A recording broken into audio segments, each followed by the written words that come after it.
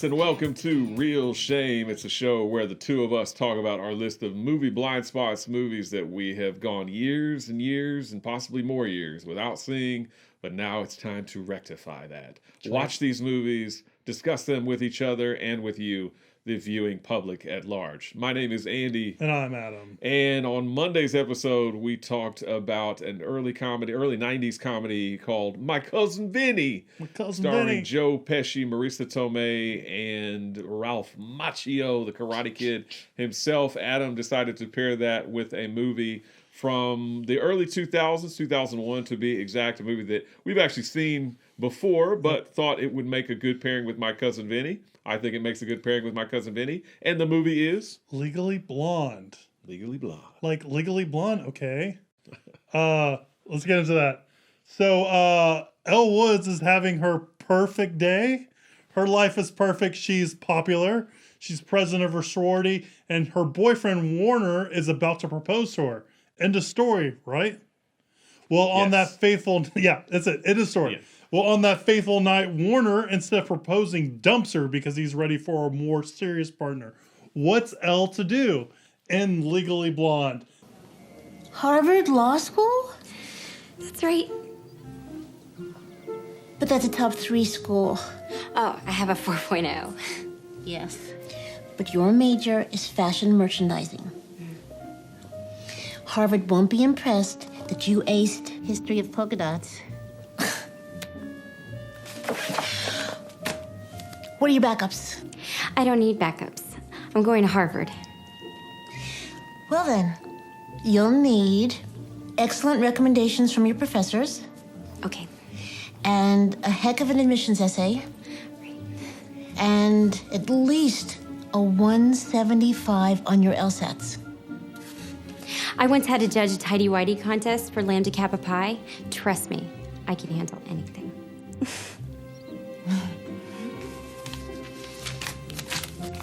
It is written by Karen McCullen and Kristen Smith. It's directed by Robert, I think, Ludick, is how I'm going to say his last name. This is based on a novel, which I didn't realize until I watched this viewing, that came out in 2001 by Amanda Brown, based on her experiences at Stanford Law School. It has Reese Witherspoon as Elle Woods, Luke Wilson as Emmett, Selma Blair, who we talked about last week, that you added credits for. For the Dana Carvey show, yeah. As Vivian Kingston and a whole bunch of other people, including Victor Garber and Ollie Lauder and all that kind of stuff. I decided to pair that with our other movie because, I wanted to find another fun comedy legal drama. Or legal drama? No, a fun legal comedy. But since it's your week, I'm going to let you start off. What'd you think about this viewing of Legally Blonde? Well, you mentioned that you have seen My Cousin Vinny recently, like the last year or whatever. I think I've seen Legally Blonde within at least the last 2 years. As a rewatch. I saw it when it came out, and then I've also seen Legally Blonde 2, Red, White, and Blonde. I have not seen that. I have seen that. I don't remember that one very much, though. But yeah, Legally Blonde I've seen. Once again, I think this is probably the third time that I've seen this film. I like this film. I mean, there's a lot in this movie. There's a lot of stuff that they kind of throw in. I feel like they throw in everything but the kitchen sink, and I don't know that it all needs to be there, but the movie's fun. I think it's pretty light. Reese Witherspoon, I think, gives a very winning performance in the movie, and I think that it's such a winning performance, it kind of alleviates any of the really negative qualities of the film. She's just so damn peppy. I think you can't help but like this film. But I want to ask you a question. When is the last movie that you saw Ali Larter in? Like, what's the most recent film that you've seen Ali Larter in? It was probably my Final Destination rewatch. Yeah. So have you seen a movie with her in it in the last, 5 years? I'm not saying... I know she still has a career, but I'm just saying I haven't seen her... Yeah, I'm trying to remember... I feel like in forever, besides the Final Destination stuff. Final Destination, and I know she was in Heroes. Mm-hmm. And that's the most recent stuff. That's the most recent stuff I can remember. And yeah, I don't know. I don't know what she's up to now. I didn't look at her IMDb filmography, but yeah. Allie, where are you? I thought she does good in this movie. No, she does. Yeah. I just when I saw her in the movie, I was like, I saw her in Final Destination, but I can't think of a more recent film other than Final Destination and this that I've seen her in. Besides Heroes, which is TV. I think when I was watching Final Destination, I was looking at her IMDb, and I think she's doing TV, a lot of TV nowadays. TV now. Okay, I don't watch enough TV, so I guess I just haven't seen her. But yeah, I'm with you on this movie. This movie is just a whole lot of fun. Yeah. Like, it's just, I think, everyone gives a really good performance. I think Reese Witherspoon does really well to kind of capture the protagonist and be the protagonist. Warner does a really good job of kind of being this befuddled, person that doesn't know what he wants, and kind of, a good kind of antagonist to that. Selma Blair plays a pretty good, frigid girl at the beginning, kind of stuff like that. And, we have Luke Wilson, this kind of like, fun-loving, kind of doofusy kind of guy and all that kind of stuff. So, yeah, I think it's pretty fun.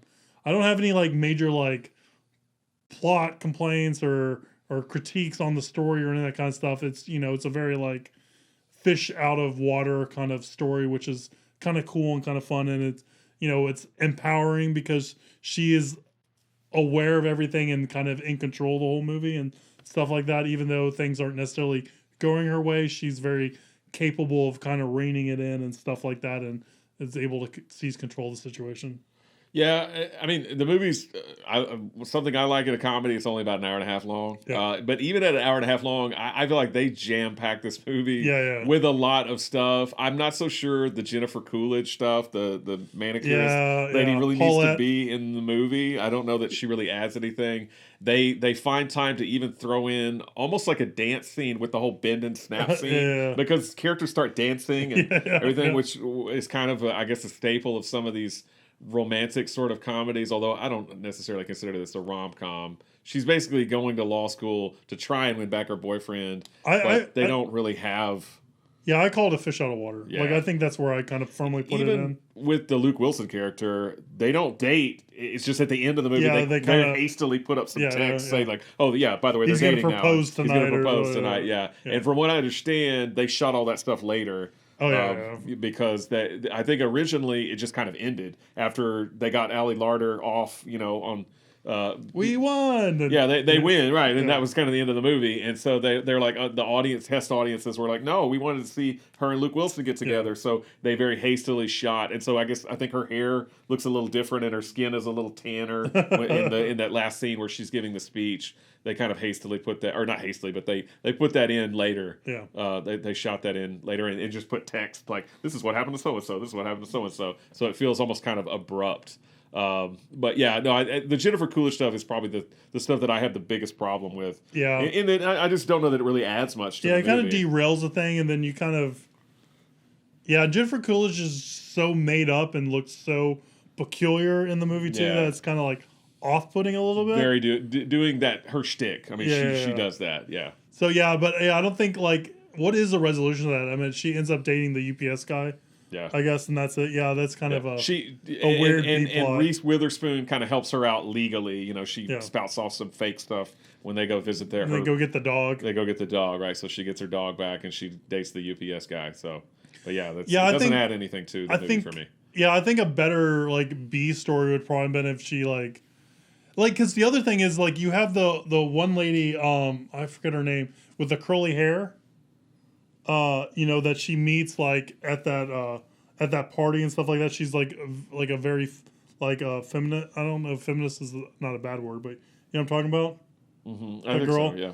Like, and nothing happens with her. Like she's in like 2 scenes, and then you have the other one played by Oz. I forgot his character's name. Like they call him like Duppy something, and he kind of gets nothing. And I feel like you could have flushed out those 2 characters a little bit more. Totally agree. And they would have been like within the school premise and done stuff with them versus, what she did with like Paulette and all that stuff at the beauty salon for sure. Yeah, you could dump Jennifer Coolidge entirely from the movie. Focus more on her interaction with those characters. I honestly say focus maybe a little bit more on her interaction with Warner too, because I feel like there's long stretches of the movie where she abandons her goal of kind of winning him back, which is kind of the point. I understand eventually she's like, screw you, I don't need you anymore, whatever. But also I feel like Vivian Kensington, the Selma Blair character, gets won over by Reese Witherspoon really, really abruptly. But again, these are all, to me, very minor things. This is a very inoffensive, fun movie. Reese Witherspoon really, really ties it all together and really makes it worthwhile to watch. She's so bubbly and effervescent and fun in this movie. And it's interesting. It's brisk. It's 90 minutes or whatever. It's funny. There's good stuff in it. It's a good movie.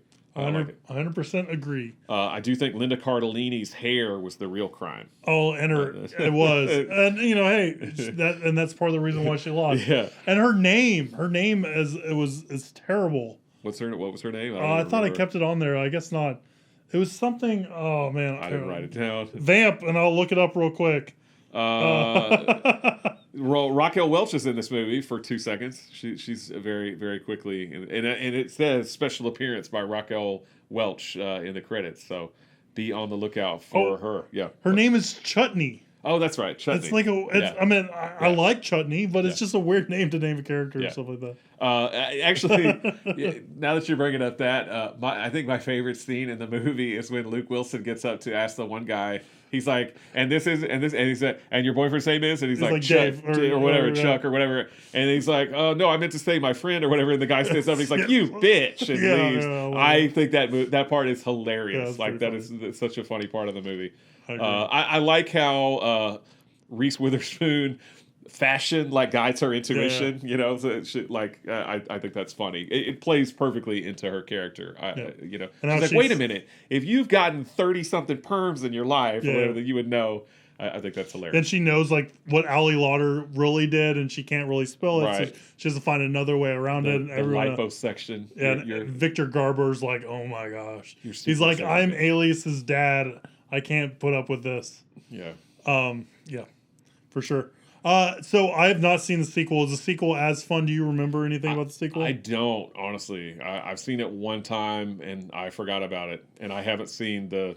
So yeah, this movie spawned 2 sequels: Legally Blonde 2, Red, White, and Blonde, and Legally Blondes, which was direct-to-video. I think that one came out in 2009, and also announced in the middle of last year was the third movie.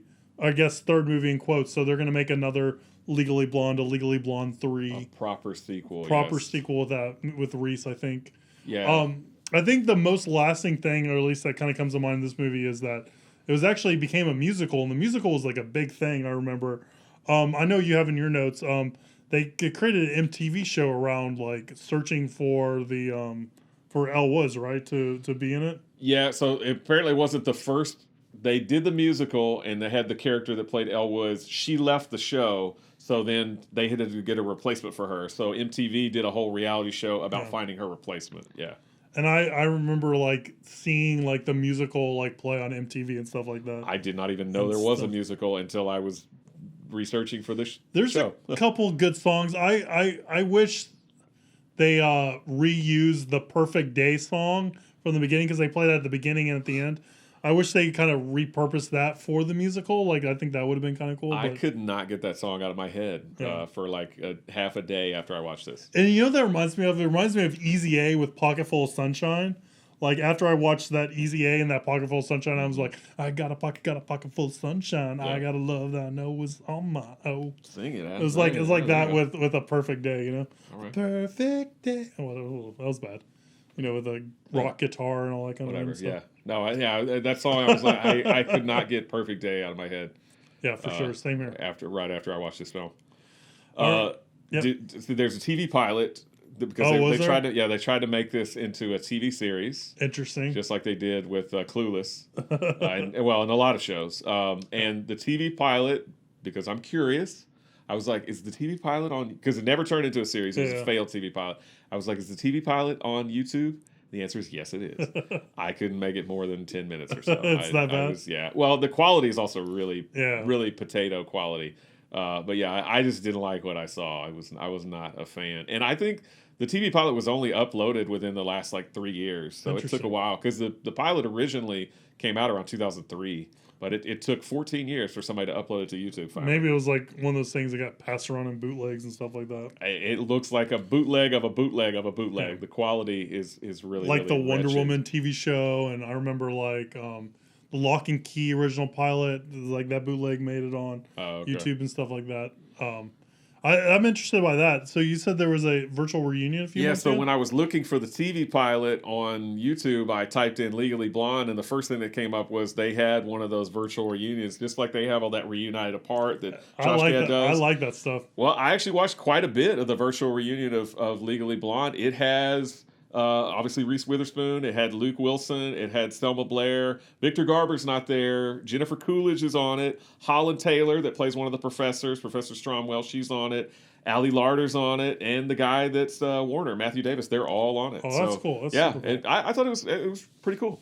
I had a good time watching it. I didn't watch the whole thing, but I watched probably a good chunk of it. Two thirds of it, probably. I'll have to check that out. I had to get the taste of the TV pilot out of my mouth. It's 70% fresh on Rotten Tomatoes. 72%, 72% audience score. Ebert was the only one to review it. Siskel had passed away by this point. Ebert gave it thumbs up though. Malton gave it 2.5 stars. Oh man. Yeah. All right. Well, that was our review on Legally Blonde, and on these Wednesday episodes, we like to answer viewer questions, and we chose one this week akin to what we've been watching or what I've been watching this week. And I talked about Airheads and Empire Records having really cool 90s compilation soundtracks. So I figured, hey, let's just jump into that time machine and look back at the 90s and figure out what were some of our favorite movie compilations. Yes. Or movie soundtrack compilations. Yes. So I kind of have a listicle going here. We talked a little bit about before we started recording that I tried to err on the side of soundtracks that have more than one song that I like, because I think there was a bunch. And the one we talked about was Space Jam, where it had like a hit from it, and then everything else I don't remember what was playing on it. So I tried to err on the side of ones that have multiple hits or multiple songs that I like. But I think technically Space Jam, I can remember it had I Believe I Could Fly, and the actual song Space Jam by I think Quad City DJs. Okay. Yeah. Everybody get up. I think that's why it's on some of those lists. The other thing is me, I have to break my own rules. Is I listened to the Fight Club soundtrack by the Dust Brothers probably more than any of the other ones I listed here. Like or any of the other songs I listed here. That the Dust Brothers Fight Club soundtrack doesn't qualify because it's actually like score of the music. Score, yeah. But that I listened to that in my car so much after it came out. Like I was into that for sure. Yeah. Well, so I'm going to jump around here on my list, but since we just talked about since we talked about Legally Blonde, one of the soundtracks in a movie that I think is maybe kind of similar to Legally Blonde is Clueless. You remember the Clueless soundtrack was really big. I don't even remember what song. What do you remember songs on there? Or am I putting you under the bus? You are putting me, yeah. Okay, sorry. I don't remember. I just saw it on the list and I threw it on here because I was like, yeah, Clueless. People that are watching this that really love that soundtrack are like, it's got X and Y and Z. It's got this song on it. But I remember that song or that soundtrack being huge. Yeah. Huge like the movie at the time. So, since we're talking about Clueless, I'll kind of go in something that's kind of in the same vein-ish. And not really. I was going to say, like, chick flicks, kind of. But, Clueless is not really chick flick, it's a comedy. But I was going to say, do you remember the Romeo and Juliet soundtrack? I do, yeah. I remember that with, like, the Cardigans' Love Fools. Yes. It song. Had Coldplay on there. I'm pretty sure it had Coldplay on there. I remember having Coldplay. I remember Radiohead was on there. Maybe it was Radiohead that I'm thinking of, but it had a bunch of really good hits. Yeah. But that Love Fool, for sure, big song. Big song. Yeah. Well, two soundtracks that we mentioned, or you and I kind of talked about before, was soundtracks where you had mashups, where you had this artist meets this artist, and those would be Spawn was a big one. And, of course, the song that I remember the most from that is Trip Like I Do, or Can't You Trip Like I Do, with Filter and the Crystal Method. That was big. Marilyn Manson, the Sneaker Pips was awesome. There's a Korn teamed up with someone on there. Korn. Teamed up with Green Beans, and they had like a whole veggie thing going on. They had a green jelly thing going on. Green jelly, there you go. And Judgment Night was the other soundtrack where you had kind of a mashup. You got hip hop artists and like rock artists kind of coming together. The song that I remember the most from that, I think, is "Fallen," which was it De La Soul and Tom Petty, or I don't know who it was. I should have written some of these songs down. But The do like this one. Manson Snicker Pip song is "Long Hard Road Out of Hell." Long Hard Road Out. I remember that. I want to live. Long Hard Road Out of Hell. In that kind of vein, I'm putting two together: the Crow soundtrack and Lost Highway. I remember going to Blockbuster and my friend getting the Crow soundtrack, and I thought the Crow was a band. Like, I didn't know it was like a movie, right? Okay. I just thought it was like a band. Like, I remember it being a white cover and like the CD jewel case. Mm-hmm. I thought he bought a band. But, the Crow has, Nine Inch Nails on there. Oh, he's on there in both. They're both in Lost Highway, and the Crow has Nine Inch Nails. Lost Highway has Marilyn Manson, Down in the Park, stuff like that. On the Crow has Nine Inch Nails Burn, which is probably one of my favorite Nine Inch Nails songs. So those soundtracks are very cool, very awesome. Is Burn Nine Inch Nails? The Cure has a song called Burn on the Crow, right? I thought it was. Oh no! Now you're doubting me. Now I'm doubting myself. I remember actually. Lost Highway, the only song I remember from that soundtrack is "Perfect Drug" by Nine Inch Nails. I remember the soundtrack being big, but the only one that comes to mind is "Perfect Drug." While you're searching for the Crow track listing, along the lines of Trent Reznor. I'm an idiot. Go ahead. You're right. It is. Nine Inch Nails covers "Dead Souls" by Joy Division. Okay. And yes, the Cure does do Burn. Sorry, yeah. I misspoke. Since that also has Stone Temple Pilots. Was it Big Empty? Yeah. Big Empty. Big Empty right there. Yeah. I remember that. My Life with a Thrill Kill Cult. I love that band a lot. Yeah, just great bands. Yeah, It's awesome. Crow soundtrack was huge. I remember spinning that one a lot on the old CD player. But along the lines of Trent Reznor, I always really liked the Natural Born Killer soundtrack. Yeah, that's kind of a hodgepodge of different things, but really really cool soundtrack. Good times. The soundtrack I'm going to bring up is this was a big hit. Was the Batman Forever soundtrack? It had I only remember Kiss from a Rose. Kiss from a Rose, but it had one of the best Smashing Pumpkins songs ever written, and that is "The End Is the Beginning Is the End." Yeah, I forgot about that song. And so I think it's the begin. The End Is the Beginning Is the End is the one that's on Batman Forever, but then there was a remix album that came out that was the begin is the end is the beginning is the end is the beginning. Yeah. Or they flipped the words around. I remember that. And that remake of that song is awesome. It's one of the best Smashing Pumpkins songs in the world. So I'm gonna get off the beaten path for a second. There were some soundtracks I remember being huge in the 90s that were like classic rock type stuff. Yeah. Forrest Gump was a huge 2-disc compilation. Yeah. I remember I worked at a music software kind of store back then that when Forrest Gump came out, and everybody came in asking for the Forrest Gump soundtrack on CD. Ooh, you got the Forrest Gump soundtrack. That was huge. And also the 2 soundtracks for Dazed and Confused. So Dazed and Confused, and I think the other one was called Even More Dazed and Confused, something like that. But those were big and obviously just had, kind of a compilation of 60s and 70s classic rock songs. But they were both cool. And in that vein, the Wedding Singer soundtrack, it was 80s music. Yeah. That introduced me to the Sugar Hill Gang, introduced me to You Spin Me Right Round. All these kind of hits and stuff like that were on this kind of Adam Sandler comedy that were really cool, really cool songs. I still know all the words to Rapper's Delight because of that soundtrack. I can't say I know all the words to Rapper's Delight. I will mention a soundtrack that I actually only remember one song from it. And that is the Go soundtrack, because that's a Doug Liman film, right? Yeah. That has Written that by John Lynn August. song, Steal My Sunshine.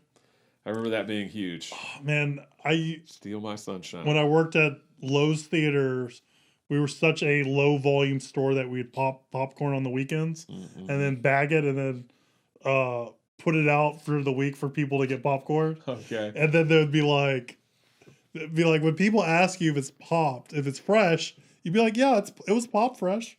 Like you'd have to figure out ways around it. To spin it. But that's the only time I could listen to music when I was at work. And I remember Lynn Steal My Sunshine would play all the time when I'm just in this room with this tiny boombox, just popping popcorn and just like filling these kind of like trash bag looking things of popcorn. Oh, it was so bad. Steal my sunshine. Yeah. That fresh popcorn. We No, talked. it isn't. We talked about Smashing Pumpkins. I talked about Smashing Pumpkins a little earlier, and Billy Corgan had help building out this kind of movie soundtrack. And do you remember the Stigmata soundtrack at all? No. All right. I mean, I know the movie. I don't remember the soundtrack. Stigmata soundtrack is awesome. Okay, it's a banger. Billy Corgan produced it, right? And you have Chumbawamba in it, who has it's the most excellent song. You mean they had a song other than Tub Thumping? Yes, and it's way better than Tub Thumping. Well, okay. Yeah. And then you have Natalie Imbruglia has a song. I think it's Identify is the name of the song. Okay. That is as good as Torn. And you have this like, Billy Corgan-esque kind of like gothic industrial take on these artists. And the Chumbawamba song is so good. It is so good. Okay. I can't remember the name right now, but the Stigmata soundtrack is most excellent. Most excellent. I don't really have any more other than you mentioned this when you were talking about the Airheads and the Empire Records soundtrack. I think maybe my favorite 90s soundtrack is the single soundtrack. Yeah. I love that movie and I love that soundtrack. The Alice in Chains song on there is awesome. Yeah. I've never really listened to that soundtrack.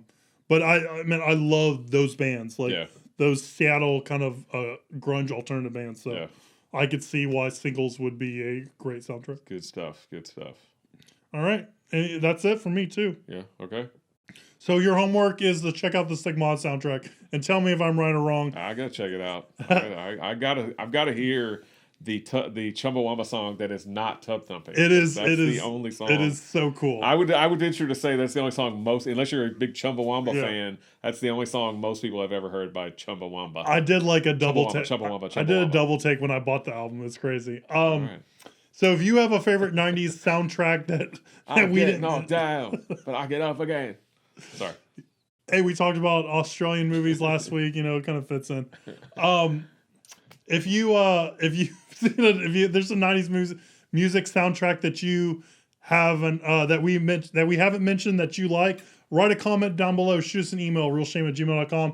Let us know if like modern movies are having these, I guess, banger soundtracks. I mean, if use parlance of the kids, fire soundtracks. If there's a modern kind of soundtrack compilation album that's come out in the recent years that we're leaving out, I will say, probably the Guardians of the Galaxies are probably the most popular ones that have come out recently. Those are popular, yeah. But we know how we feel. We know how I feel about those movies. Yeah, don't include me in your little hate-filled campaign. So shoot us that email, realshame@gmail.com. Shoot us any other viewer questions to that email, realshame@gmail.com.